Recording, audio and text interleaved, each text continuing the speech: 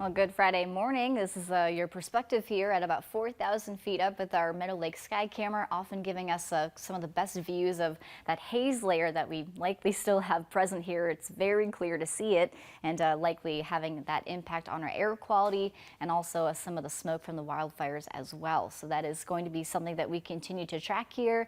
Just looking at air quality this morning, it's still in about the moderate category pretty much all across the valley, but it's been teetering between that and the sensitive, even the unhealthy category too, especially with some of the fireworks that we've been seeing yesterday. And you can see here, this is what the forecasted air quality is for your Friday today. So just be mindful of that as you head out the door. If you do have an increased effect from that poor air quality, you are going to notice that as you go into this afternoon.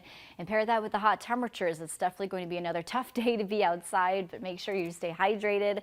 112 degrees is your high this afternoon in Fresno.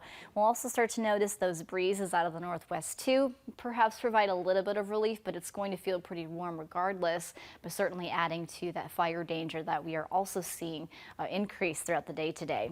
So overnight, still staying warm in those upper 70s. Very little changes here in terms of our overnight low temperatures. They will continue to be warm and warrant keeping that air conditioning on pretty much all throughout the weekend. You can see how we slowly start to fall back into those low 70s though by the middle of next week. That's going to be after we see the peak of our heat wave this weekend. So as you make your plans, just note Saturday, really both Saturday, Sunday are going to be the two hottest days of the stretch as we get really close to that all-time record high, which is still 115, but we're forecasting just below it still.